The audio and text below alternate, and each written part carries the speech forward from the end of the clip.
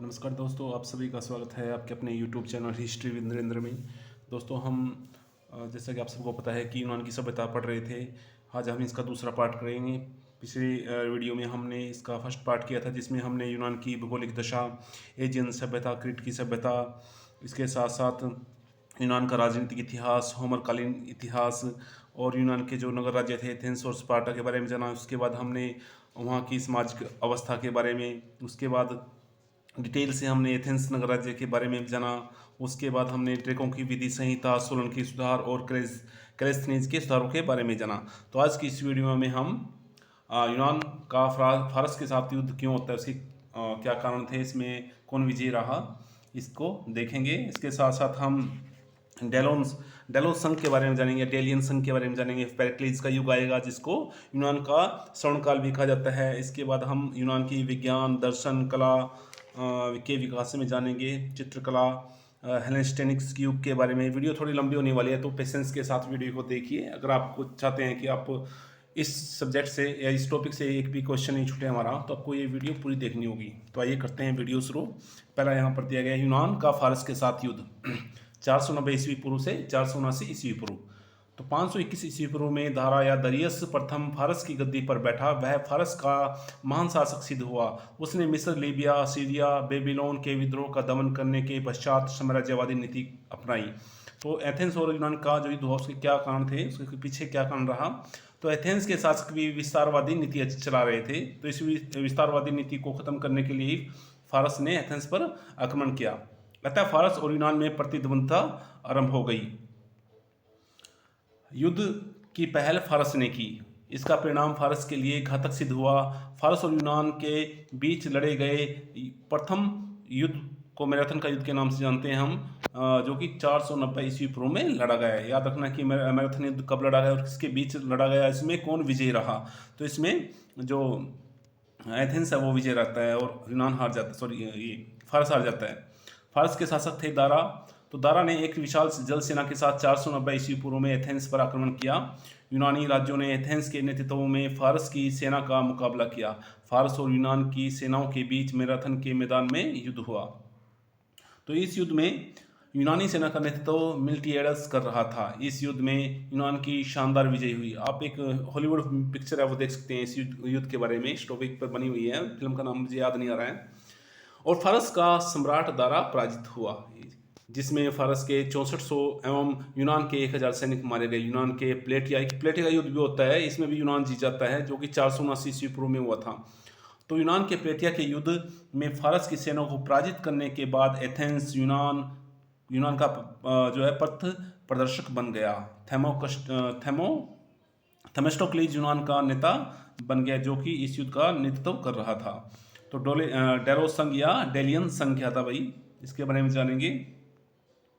तो फारस को युद्ध में पराजित करने के पश्चात भी एथेंस व स्पार्टा ने अपनी सुरक्षा के लिए 478 से 470 ईस्वी पूर्व में एजियन समुद्र के आयोनिया के द्वीप और एशिया माइनर के तटों के पास यूनानी द्वीपों को मिलाकर एक संघ का निर्माण किया।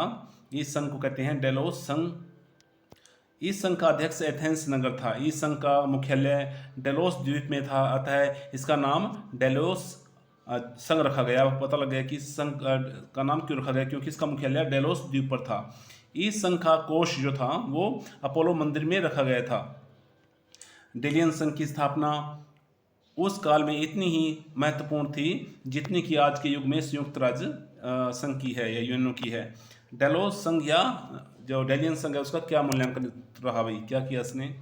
एथेंस का शासक थेमेस्टोक्लीज इस संघ के माध्यम से स्पार्टा को युद्ध में पराजित कर एथेंस के साम्राज्य का विस्तार करना चाहता था। थेमेस्टोक्लीज की नीति का साइमन नामक नाविक सेनापति ने विरोध किया। एथेंस की सभा ने साइमन की नीति का समर्थन किया और थेमेस्टोक्लीज को उसके पद से हटा दिया गया। पेरिक्लीज युग, जो कि 400, आपको याद रखना अभी इसका जो काल है पेरिक्लीज युग का, ये यूनान का स्वर्ण काल भी कहा जाता है इसको।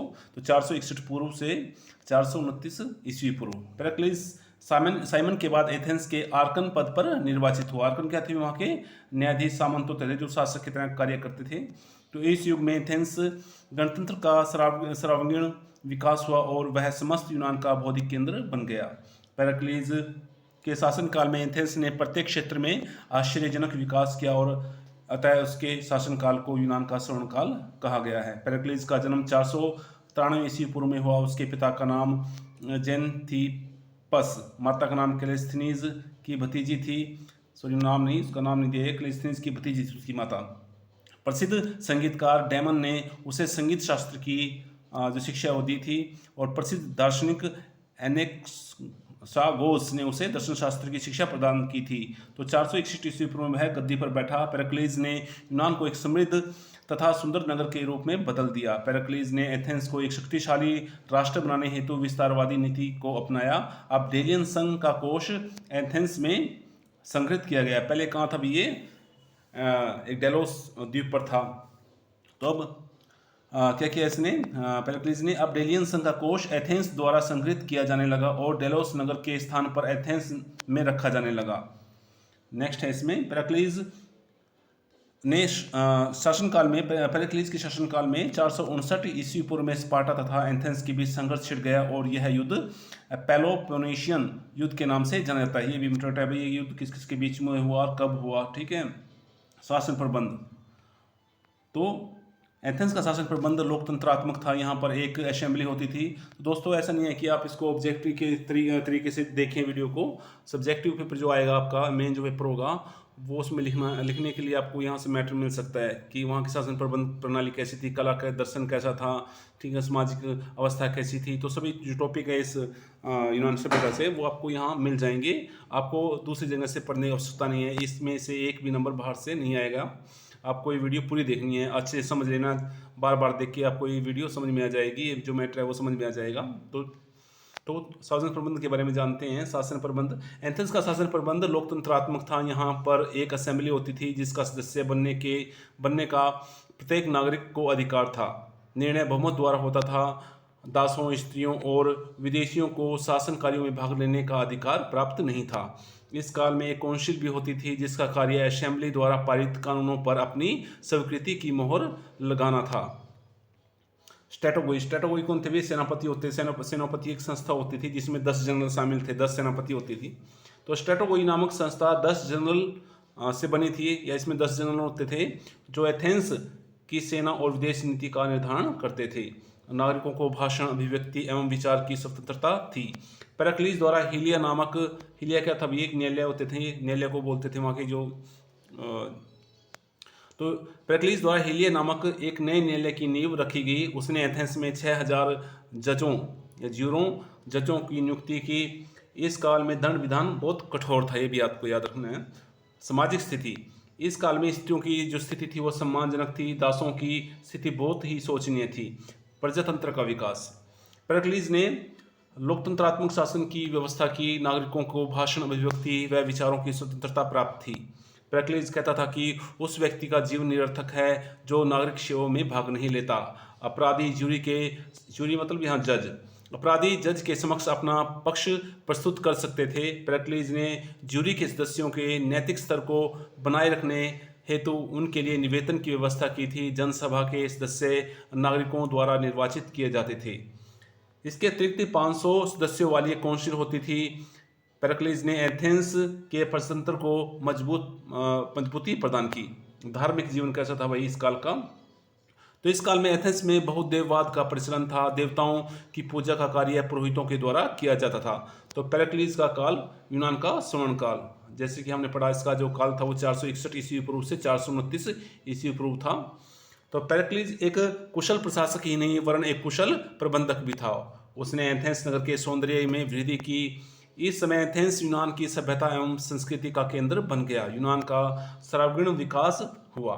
बीच ने लिखा है कि 5वीं ईसा पूर्व के मध्य लगभग 30 वर्ष तक एथेंस में एक ही व्यक्ति इतना श्रेष्ठ था कि यह यूनान के इतिहास का महानतम युग सदा इसका नाम लेता रहेगा। वह नाम था पेरिक्लीस। आर्थिक दृष्टि से समृद्धि का काल, पेरिक्लीस के समय यूनान के मिस्र तथा एशिया के देशों से व्यापारिक संबंध थे। एथेंस डेन्यूब से दास एवं पशु, मिस्र तथा मेसोपोटामिया से गलीचे, रेशम, मसाले, बहुमूल्य धातुएं तथा भूमध्य सागर के निकटवर्ती प्रदेशों से अनाज, लकड़ी, चांदी और सोने का आयात करता था। प्रजाहितैषी एवं सुदृढ़ शासन व्यवस्था। पेरिक्लीज ने सुव्यवस्थित एवं सुदृढ़ शासन प्रबंध की स्थापना की। उसका शासन प्रबंध प्रत्यक्ष प्रजातंत्रात्मक था, तभी नागरिक शासन कार्यों में प्रत्यक्ष रूप से भाग लेते थे। अभी आप फर्स्ट पेपर के लिए चाहिए ये चीज़ें आप स्किप कर सकते हो, जरूरी नहीं आपको सारी डिटेल में देखनी है, परंतु जो मैंने हाईलाइट किए हुए हैं कुछ पॉइंट या इंपॉर्टेंट मैंने उस पर लिखा हुआ है, आप उनको जरूर देखिए MCQ ऑब्जेक्टिव पेपर के लिए। बाद में जब आप क्वालिफाई कर जाते हैं सेकंड पेपर के लिए, तो आप इस वीडियो को अच्छे से देखना, तभी आपके लिए फायदेमंद होगी। नेक्स्ट जो दिया गया इसमें, इस युग में जो पेरिक्लीज का युग था, इस युग में दो प्रसिद्ध इतिहासकार हुए। उनके नाम थे हेरोडोटस, जिसके बारे में हम जानते हो इतिहास का पिता इनको कहा जाता है, और दूसरे थे थ्यूसिडाइडिस। तो हेरोडोटस को विश्व का प्रथम इतिहासकार माना जाता है, इसलिए उसे इतिहास का पिता कहा जाता है। इस युग का दूसरा प्रसिद्ध इतिहासकार था थ्यूसिडाइडिस, जिसने पेलोपोनेशियन युद्ध का इतिहास लिखा। पेलोपोनेशियन युद्ध आप किसके बीच में हुआ था? भी एथेंस और स्पार्टा के बीच में हुआ था, और यह पहला इतिहासकार था जिसने वैज्ञानिक ढंग से इतिहास लिखा। पूछ सकते हैं वैज्ञानिक, पहला वैज्ञानिक इतिहास कौन था भाई? वो थ्यूसिडाइडिस थे। तो जिसने वैज्ञानिक ढंग से इतिहास लिखा। पेरिक्लीज के दरबार में नाटकारों को संरक्षण प्रदान किया गया। तो उनमें कुछ नाटकारों के नाम यहाँ पर दिए गए हैं। तो नाटककार एस्काइल्स को दुखांत नाटकों का जन्मदाता माना जाता है। ये आपको याद रखना, ये थोड़े इंपॉर्टेंट पॉइंट हैं। उसने धार्मिक और पौराणिक विषयों पर 8 नाटक लिखे। इस युग का दूसरा प्रसिद्ध दुखांत नाटककार सोफोक्लीज था। उसने लगभग 100 नाटकों की रचना की, जिनमें आज 7 ही उपलब्ध हैं। इसके प्रसिद्ध नाटकों में एंटीगोन और इलेक्ट्रा आदि विशेष रूप से उल्लेखनीय हैं। इस युग का तीसरा महत्वपूर्ण नाटककार था वो थे यूरिपिडीज। इसने लगभग 75 नाटक लिखे, जिनमें द ट्रोजन वुमन, ट्राइकिनोरिया तथा मीडिया विशेष रूप से उल्लेखनीय है। सुखांत नाटक, अभी दुखांत नाटकों के बारे में जान रहे थे। अब सुखांत नाटक लिखने वालों में एरिस्टोफेनीज का नाम विशेष रूप से उल्लेखनीय है। उसने अपने जीवन काल में 42 नाटक लिखे। इसके लिखे नाटक जो प्रसिद्ध नाटक हैं वो हैं नाइटस, वास्पस, बर्डस और पार्लियामेंट ऑफ वीमेन। यूनान के प्रसिद्ध थिएटर डायनोसिस में वर्ष में 2 बार नाटक आयोजित किए जाते थे। तो ये क्या था भाई? डायनोसिस ये एक थिएटर होता था जिसमें नाटक होते थे। विज्ञान के बारे में जानेंगे। इस युग के पेरिक्लीज का युग था, उसमें विज्ञान की कैसी उन्नति हुई, क्या क्या हुआ। पेरिक्लीज के युग में यूनानियों ने पर्याप्त उन्नति की। इस युग के प्रमुख वैज्ञानिक अरस्तु, हिप्पोक्रेटिस, डेमोक्रिटस व एनाक्सागोरेस आदि थे। अरस्तु जीव विज्ञान का जन्मदाता था। उसने पशुओं का वर्गीकरण कर जीवन विज्ञान की नींव रखी। इनको जीव विज्ञान का पिता भी कहा जाता है, जैसे आपको पता है भाई, ठीक है। और हिप्पोक्रेटिस इस युग का महान चिकित्सक था। उसे यूनान में चिकित्सा विज्ञान का जन्मदाता माना जाता है। डेमोक्रिटस ने रेखागणित में शोध कार्य किया। एनाक्सागोरेस नामक ज्योतिषी ने सूर्य ग्रहण, चंद्र ग्रहण और नक्षत्रों का अध्ययन किया। दर्शन, पेरिक्लीज के काल में दर्शन का भी विकास हुआ। इसको थोड़ा जूम कर लेते हैं। दार्शनिक थेलीज के अनुसार, थेलीज पूछ सकते हैं अभी थेलीज कौन थे? वो एक दार्शनिक थे। तो दार्शनिक थेलीज के अनुसार जल नामक पदार्थ से ही इस सृष्टि की उत्पत्ति हुई है। एनेक्जामेंडर इस युग का प्रसिद्ध दार्शनिक था। दूसरा दार्शनिक हुए अभी एनेक्जामेंडर, जिसने बताया कि मानव का विकास वो मछली से हुआ है। तो ये पूछा जा सकता है कि किस दार्शनिक के अनुसार मानव का विकास मछली के अनुसार हुआ था? तो वो थे एनेक्जामेंडर। प्रसिद्ध दार्शनिक पाइथागोरस ने बताया कि धार्मिक तथा नैतिक शुद्धिकरण से आत्मा को मुक्ति प्राप्त हो सकती है। उसने रेखा गणित को भी जन्म दिया। रेखा गणित के पितामह भी कहा जाते हैं। जेनोफनीज ने बहुदेववाद की आलोचना करते हुए एकेश्वरवाद के सिद्धांत का समर्थन किया। एम्पेडोक्लीज नामक दार्शनिक ने बताया कि इस सृष्टि का निर्माण वायु, भूमि, अग्नि एवं जल से हुआ है। डेमोक्रिटस ने अणु सिद्धांत का प्रवर्तन किया। इसके अनुसार विश्व की उत्पत्ति अणुओं से हुई है और जो अजर और अमर है। पेरिक्लीज के युग का सबसे प्रसिद्ध दार्शनिक एनाक्सागोरस था। वह पेरिक्लीज का गुरु भी था। ये इंपॉर्टेंट है। पेरिक्लीज के गुरु कौन थे? एनाक्सागोरस। इस समय सोफिस्ट विचारों ने भी अपने दार्शनिक विचारों में तर्क एवं स्वतंत्र चिंतन पर अधिक जोर दिया। प्रोडिकस निराशावादी था। उसने बताया कि संसार में सुख की अपेक्षा दुखों की मात्रा कहीं अधिक है। इस युग के प्रसिद्ध सोफिस्ट प्रोटेगोरस ने यूरोप में व्याकरण शास्त्र को जन्म दिया।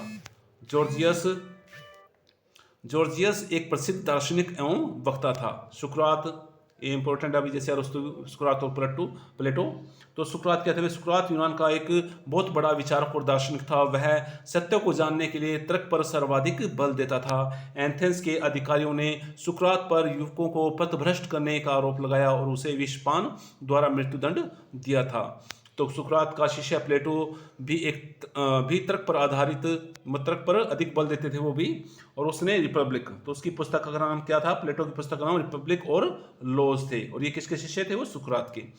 तो प्लेटो को भी एक शिष्य हुए जिसका नाम था अरस्तु। तो अरस्तु का शिष्य प्लेटो, प्लेटो का शिष्य अरस्तु, और अरस्तु का शिष्य कौन थे? सिकंदर थे, जैसे आप जानते हैं।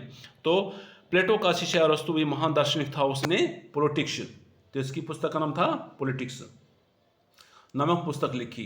कला का विकास, इस युग में कला में क्या उन्नति हुई भाई, इसको जानते हैं। स्थापत्य कला, पेरिक्लीज के युग में स्थापत्य कला का असाधारण विकास हुआ। उसने उन मंदिरों का पुनर्निर्माण करवाया जो ईरानी फारस के आक्रमण के समय शत्रुओं द्वारा तोड़ दिए गए थे। तो ये अगला पॉइंट जो इम्पोर्टेंट आपके लिए, एथेंस के मंदिरों के निर्माण में यूनानी कलाकारों ने डोरिक, आयोनिक और कोरिंथियन, तो ये क्या थी भी? ये स्थापत्य की शैलियाँ थी, डोरिक, आयोनियन और कोरिंथियन। नेक्स्ट है, पेरिक्लीज द्वारा निर्मित मंदिरों में सबसे सुंदर और प्रसिद्ध मंदिर है पार्थेनॉन। तो ये आपको, ये भी बहुत इंपॉर्टेंट फैक्ट है कि सबसे प्रसिद्ध मंदिर कौन सा है? पार्थेनॉन का मंदिर है। इस काल में, पेरिक्लीज के काल में, पेरिक्लीज के द्वारा बनाया हुआ। यह एथेंस की देवी एथना का मंदिर था जो एक्रोपोलिस पहाड़ी पर बना हुआ था। ठीक है, तो ये किस देवी का मंदिर है? एथना देवी का। कहाँ पर बना हुआ है? एक्रोपोलियस पहाड़ी पर। इस मंदिर का निर्माण इस मंदिर का निर्माण किसने करवाया था भाई? वास्तुकार कौन था इस मंदिर का? वो थे एक्टिवन। यह मंदिर डोरियन शैली में बना हुआ है। तो बहुत इंपॉर्टेंट है सभी फैक्ट्स इसमें। इसके अतिरिक्त फिडियस नामक कलाकार ने डायोनीस नामक देवता के मंदिर का निर्माण करवाया। इस समय डायोनिसस नामक थिएटर का निर्माण करवाया गया। यह थिएटर एक्रोपोलियस की पहाड़ी पर बना हुआ था। एक्रोपोलियस, इसी पहाड़ी पर वो जो मंदिर हमने ऊपर पढ़ा, पार्थेनॉन का मंदिर भी था। नेक्स्ट है, ये ज़्यादा इंपॉर्टेंट नहीं है, फिर भी मैं पढ़ रहा हूँ। ये हमारे मेन सब्जेक्ट में काम आएंगे, मेन पेपर जो होगा। तो यहाँ मूर्तियों के निर्माण में पाषाण, संगमरमर, हाथी दांत, सोने एवं कांसे का प्रचुरता से प्रयोग किया गया था। इस युग की मूर्तिकला की मुख्य विशेषता यह थी कि मूर्तियों में शरीर के अंगों का सुंदर चित्रण किया जाता था और यथार्थ तथा सौंदर्य का सजीव चित्रण होता था। पेरिक्लीज युग के प्रसिद्ध मूर्तिकारों में फिडियस, मायरन और पोलिक्लेटस आदि के नाम विशेष रूप से उल्लेखनीय हैं। फिडियस कौन थे? मायरन कौन थे भी? ये मूर्तिकार थे। फिडियस ने पार्थेनॉन के मंदिर में एथना देवी की एक विशाल एवं अत्यंत सुंदर मूर्ति का निर्माण किया था। जो एथना का जो मंदिर था, उसकी मूर्ति का, एथना जो देवी थी उसकी मूर्ति का निर्माण फिडियस ने किया था।